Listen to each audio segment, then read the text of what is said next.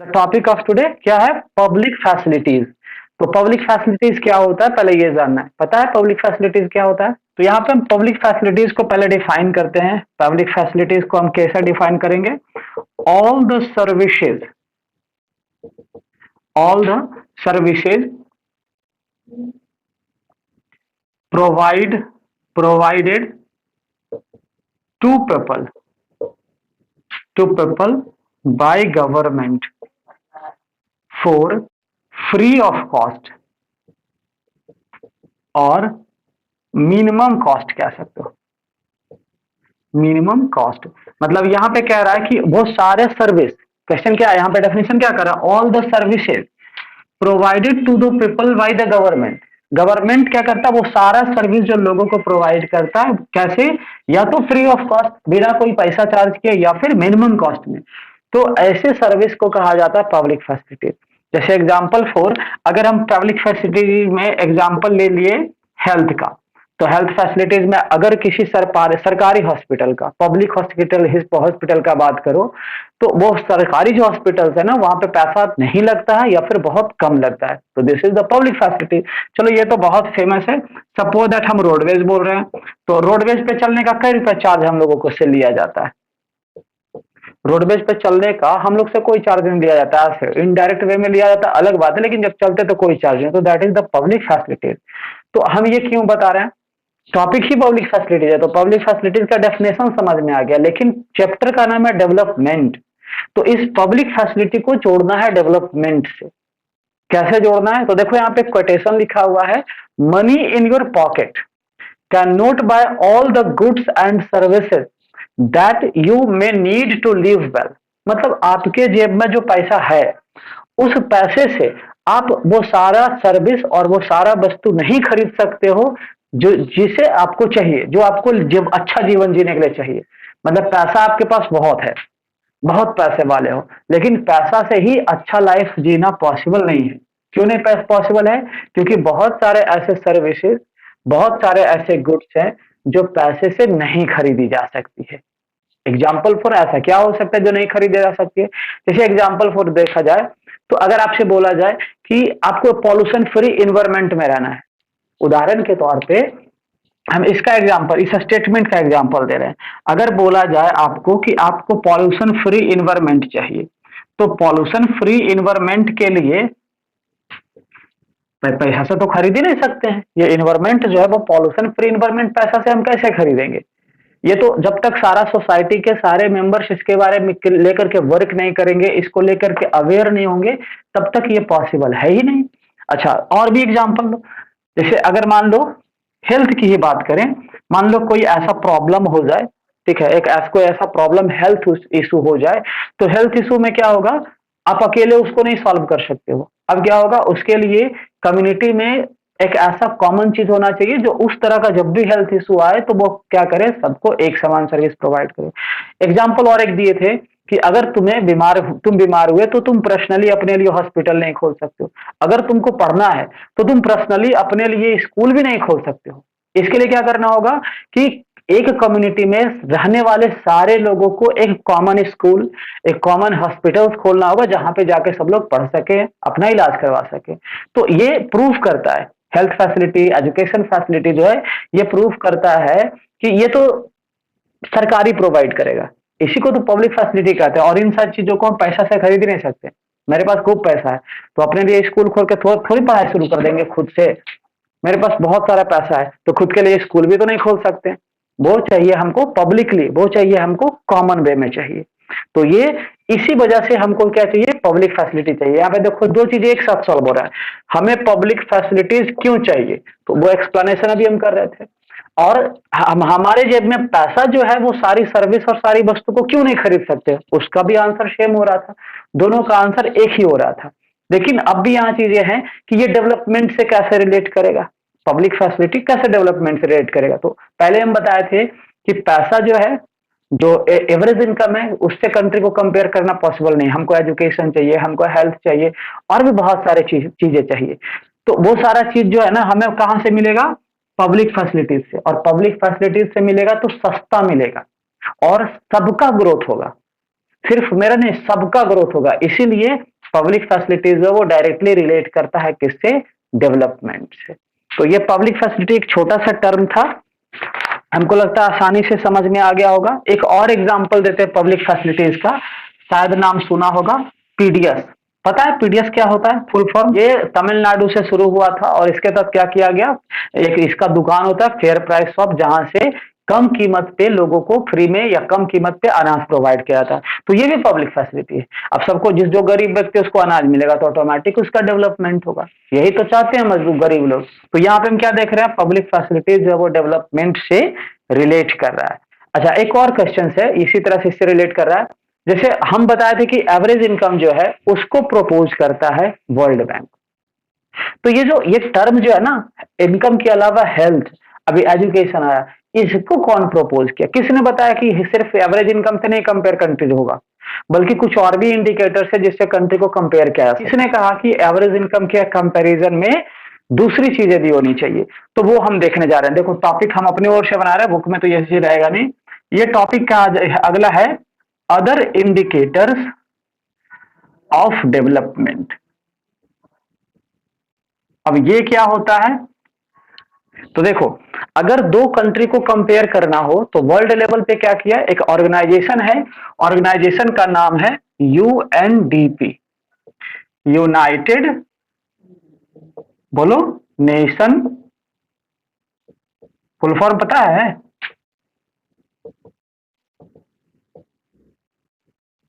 हाँ, United nation, वहां था अनसेड था। अच्छा हाँ, यहाँ पे है यूनाइटेड नेशन डेवलपमेंटल प्रोग्राम, ये एक्टिव बस लिखा हुआ है। अब ये क्या कहता है? ये कहता क्या है कि एवरेज इनकम के से सिर्फ हम कंपेयर नहीं कर सकते कंट्री को, बल्कि कंट्री को कंपेयर करने के लिए और भी चीजें चाहिए। तो इसने क्या किया, एक इंडेक्स तैयार किया जिसे कहा गया ह्यूमन डेवलपमेंट रिपोर्ट। इसने क्या किया, एक इंडेक्स तैयार किया जिसका नाम है ह्यूमन डेवलपमेंट, एक सेकेंड, ह्यूमन डेवलपमेंट रिपोर्ट, या फिर इसको इंडेक्स भी कहा जाता है। तो शॉर्ट में इसको एचडीआई बोला जाता है, एचडीआई या एचडीआर। यूएनडीपी ने क्या किया, एक रिपोर्ट तैयार किया जिसको कहा जाता है एचडीआई या यानी ह्यूमन डेवलपमेंट इंडेक्स, जिसमें क्या कहता है, ये एचडीआई जो है ना, ये पर पर्सन, मतलब प्रत्येक व्यक्ति के डेवलपमेंट को शो करता है। तो अगर किसी कंट्री में पर व्यक्ति डेवलप होता है तो कंट्री भी ऑटोमेटिक डेवलप होगा। लेकिन ये एचडीआई जो है किस बेसिस पे कंट्री, दो व्यक्ति को कंपेयर कर रहा है, व्यक्ति को कंपेयर करना है तो बेसिस तो कुछ होना चाहिए। तो ये बेसिस दो ले लिया, बेसिस दो कौन सा लिया, एक बेसिस इसने लिया हेल्थ और दूसरा बेसिस इसने लिया एजुकेशन। और इसने क्या कहा कि इनकम के साथ साथ यदि किसी कंट्री का हेल्थ स्टेटस अच्छा हो, यदि कंट्री का एजुकेशनल स्टेटस अच्छा हो, तब हम कंट्री को डेवलपमेंटल कंट्री, डेवलप्ड कंट्री कह सकते हैं। बात समझ में आ रही है ना? अब हेल्थ से रिलेटेड बहुत सारे छोटे छोटे टर्म्स हैं। जैसे हेल्थ से रिलेटेड हम बता रहे थे उस दिन, इसके रिलेटेड एक है आईएमआर। आईएमआर मतलब, इसका मतलब होता है इन्फेंट मोर्टेलिटी रेट,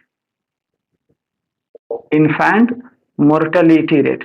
अच्छा, इसी तरह से दूसरा है death rate,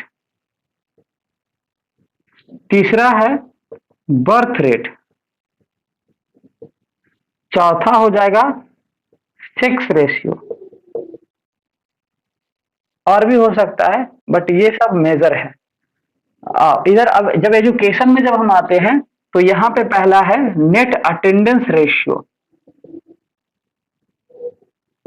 net attendance ratio, और दूसरा है यहाँ पे नेट अटेंडेंस रेशियो के अलावा दूसरा हो जाएगा लिटरेसी रेट। और इन सब चीजों के बारे में हम उस दिन बात कर रहे थे, उस क्लास में, पिछले क्लास में इसके बारे में बात कर रहे थे कि इन्फेंट मोर्टेलिटी रेट क्या होता है। बाकी ये तीनों नहीं बताए थे। फिर नेट अटेंडेंस रेशियो और लिटरेसी रेट बताए थे। तो इन तीनों में कोई डाउट है? हम शॉर्ट में लिख दे रहे हैं डेफिनेशन, थोड़ा सा फॉर्मूला लिख दे रहा है। इसका मतलब क्या होता है? इसका मतलब per thousand born babies, per thousand born babies का किसी भी, क्या करो, नंबर ऑफ बर्थ बेबीज से कंपेयर कर दो। This is the infant mortality rate, नहीं sorry, number of death babies, death babies. अच्छा, ये डेथ रेट क्या होता है? इसको हम कहते हैं डेथ पर्सन पर 1000 पीपल। इसका जस्ट अपोजिट कर दो बर्थ रेट में, बर्थ पीपल, लोगों का जो बर्थ है ना ओवर पर 1000 पीपल, ये हो गया बर्थ रेट। और सेक्स रेशियो में क्या होता है? सेक्स रेशियो में number of female, number of female पर 1000 मेल, 1000 पुरुषों के ऊपर स्त्रियों की जो संख्या होती है उसे कहा जाता है सेक्स रेशियो। अच्छा, ये नेट अटेंडेंस रेशियो भी हम बताए थे उस दिन कि इसमें क्या होता है? Total total attentive total attentive student by total children, और अप टू कितना दिया हुआ है? Age up to age 14। और लिटरेसी रेट में क्या बताए थे? Literate person divided by total population. तो ये सब क्या है? ये सब छोटा छोटा इंडिकेटर है जो बताता है कि कंट्री के डेवलपमेंट के लिए ये सब बहुत मायने रखता है। अब सोच के देखो, अगर किसी कंट्री में बहुत पैसा कमा रहा है, सब लोग बहुत पैसा कमा रहे हैं, ठीक है, हेल्थ में क्या हो रहा है कि वहां पे डेथ रेट की संख्या बहुत ज्यादा है, मरने वालों की संख्या बहुत ज्यादा है, क्या कंट्री डेवलप करेगा?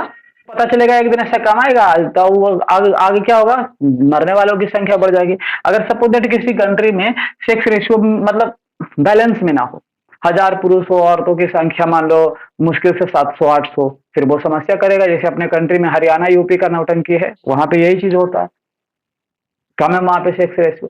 ज्यादा होगा तब भी समस्या, 1000 पे अगर फीमेल ज्यादा होगी तब भी समस्या है, वो पॉपुलेशन पे इफेक्ट डालेगा। पॉपुलेशन जब बढ़ेगा घटेगा तो डेवलपमेंट पे भी इफेक्ट डालेगा, मतलब ये रिलेट कर रहा है। तो ये सब अदर इंडिकेटर्स है जो प्रपोज किया एचडीआई, और इसी ने कहा क्या कि इसके आधार पे भी हम दो व्यक्ति को, दो कंट्री को और दो राज्य को कंपेयर कर सकते हैं एवरेज इनकम के अलावे। तो ये सारा हो गया दूसरा टॉपिक। अब देखते हैं अगला टॉपिक लास्ट क्या है। सस्टेनेबिलिटी ऑफ डेवलपमेंट क्या होता है पता है? क्या होता है पहले इसको रिपीट कर देते हैं। Sustainable development means the development in which resources are use wisely at present so that it may be remain for future generation. मतलब अभी जो रिसोर्स है ना वो उसको मतलब बुद्धिमानी से यूज करना ताकि आने वाले भविष्य के पीढ़ी के लिए बच सके, तो इसी टर्म को कहा जाता है सस्टेनेबल डेवलपमेंट। तो फिर इस सस्टेनेबल डेवलपमेंट को भी डेवलपमेंटल, एक कंट्री के डेवलपमेंटल स्टेटस से कैसे रिलेट करेंगे, ये समझना बहुत जरूरी है। जैसे अभी प्रेजेंट टाइम में अभी क्या देख रहे हैं कि रिसोर्स का बहुत ही ज्यादा यूज किया जा रहा है और हर कंट्री डेवलप हो रहा है, हर कंट्री डेवलप के रेस में लगा हुआ है कि हम भी डेवलप कंट्री बनेंगे, हम भी डेवलप कंट्री बनेंगे। तो जब कंट्री डेवलप होने का प्रयास करेगा तो ऑटोमेटिक रिसोर्स का एक्सप्लॉयटेशन ज्यादा होगा। ये रिसोर्स में हम लोग पढ़ चुके हैं। और अगर ऐसा ही होता रहा, अगर ऐसे डेवलप होता रहा और ऐसे रिसोर्स यूज होता रहा तो हो सकता है कि आने वाले 50 से 100 साल के अंतराल में बहुत सारे रिसोर्स जो हमारे जीवन यापन करने के लिए बहुत जरूरी है वो खत्म हो जाए पूरी तरीके से। ये इसी को अगर अगर मान लो सपोज दैट हम ऑक्सीजन पे जिंदा रहते हैं, एयर पे, सपोज दैट हम वाटर पे जिंदा रहते हैं, सॉइल पे जिंदा रहते हैं, उस पे डिपेंडेंट हमारा लाइफ हमारा डिपेंडेंट है, अगर वही खत्म कर दे हम अपने डेवलपमेंट के रेस के चक्कर में, तो क्या होगा? ऑटोमेटिक हमारा डेवलपमेंटल ग्रोथ भी रुकेगा। तो डेवलपमेंट करने के लिए ये सस्टेनेबिलिटी भी बहुत जरूरी है। एक बहुत ही अच्छा कोटेशन है बुक का, कोटेशन हम दिखा रहे हैं। देखो एक कोटेशन है, पता नहीं दिखेगा कि नहीं तुमको, साफ से दिखेगा, पढ़ो तो क्या लिखा हुआ है, क्या इसका मतलब हुआ? इसका मतलब हुआ, इसका मतलब हुआ कि हमें ये दुनिया जो मिली है ना, ये हमें हमारे पूर्वजों से खैरात में नहीं मिला है, मतलब फ्री में नहीं मिला है, बल्कि इसे हमने अपने बच्चों से उधार लिया है। स्टेटमेंट समझ रहे हो? स्टेटमेंट कर रहा है we have not inherited the world from our forefathers. जो हमारे पूर्वज रह चुके हैं हमने उनसे अपना ये रिसोर्स नहीं लिया है, ये जो हवा है, ये जो पानी है, ये जमीन है, उनसे नहीं लिया है, बल्कि ये हमने अपने बच्चों से कर्ज लिया है। कर्ज मतलब क्या हो गया? जब हम ये मान के चलेंगे तो ऑटोमेटिक हम आने वाली पीढ़ी के लिए भी रिसोर्स को छोड़ेंगे। अगर हम इसे कर्ज मान के चलेंगे, बाप का संपत्ति मान के चलेंगे तो ऑटोमेटिक उसका एक्सप्लॉयटेशन करेंगे। लेकिन नहीं, आने वाली पीढ़ी के लिए छोड़ना है तो ऑटोमेटिक बचेगा। तो सस्टेनेबिलिटी भी तो यही कहता है, रिमेन फॉर फ्यूचर जनरेशन या फिर प्रिजर्व फॉर फ्यूचर जनरेशन। भविष्य के पीढ़ी के लिए क्या करना है? बचा के रखना है। This is the sustainability of development. तो यहाँ पे इस टॉपिक में चलो एग्जाम्पल से समझते हैं और बढ़िया समझ में आएगा। जैसे सपोज दैट हम दो एग्जाम्पल लेते हैं, एक रिन्यूएबल रिसोर्स उठाते हैं और दूसरी तरफ से नॉन रिन्यूएबल रिसोर्स उठाते हैं, और इन दोनों को देखते हैं, सस्टेनेबिलिटी से रिलेट करते हैं और डेवलपमेंट से। सपोज दैट रिन्यूएबल में सबसे बेस्ट एग्जाम्पल हो जाएगा वाटर, और यहाँ सबसे बेटर बेटर एग्जाम्पल हो जाएगा क्रूड ऑयल। अब इन दोनों को देखो, ये वाटर रिन्यूएबल है, ये तो पृथ्वी पे से कभी खत्म नहीं होगा,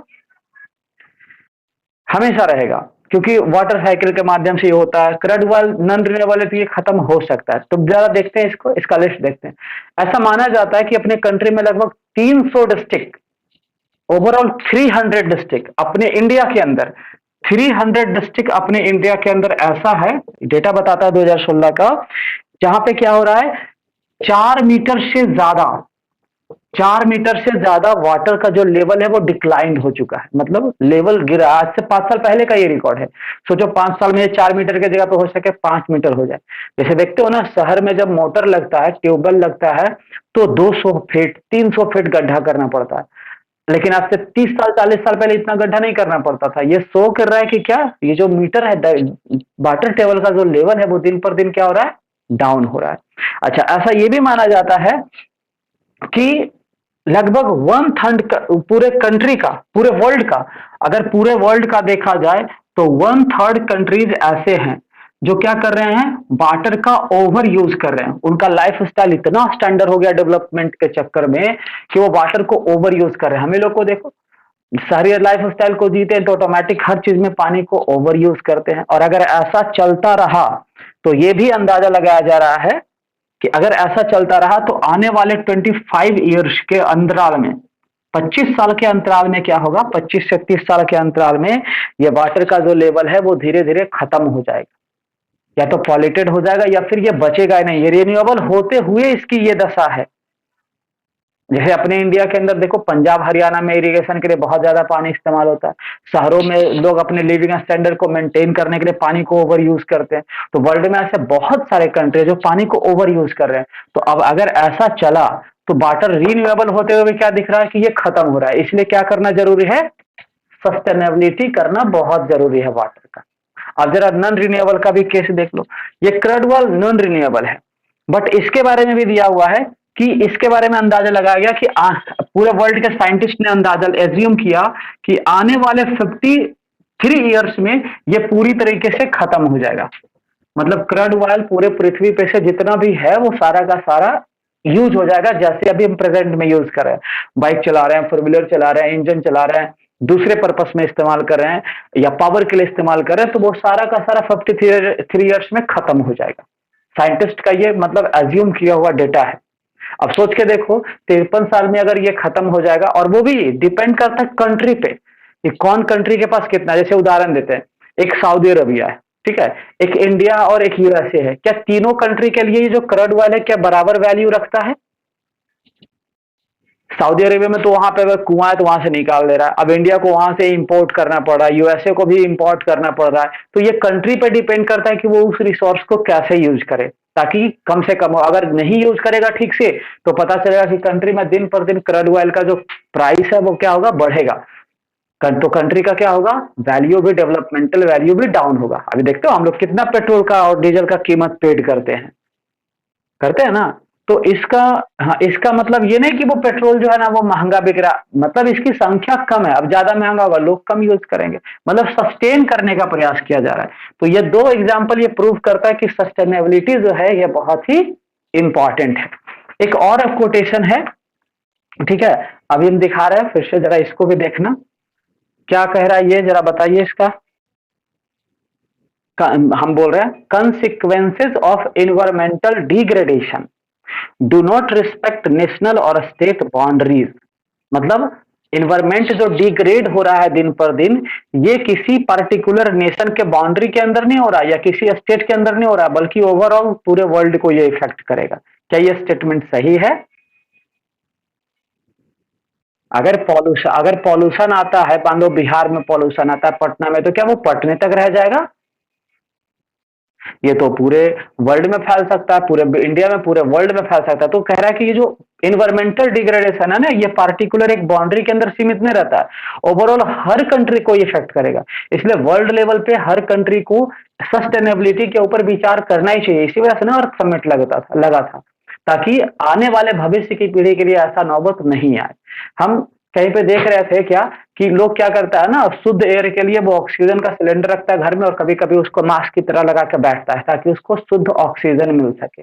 मतलब कुछ कुछ शहर ऐसे भी अपने कंट्री में है जहां पे ऑक्सीजन का लेवल बहुत डाउन होते जा रहा है। तो इस ये क्या शो कर रहा है कि इन्वायरमेंट को हम डिग्रेड कर रहे हैं। जब हम उसको सस्टेन नहीं करेंगे तो भविष्य का पीढ़ी डेंजर में आ जाएगा। तो यही लास्ट टॉपिक था इस चैप्टर डेवलपमेंट का।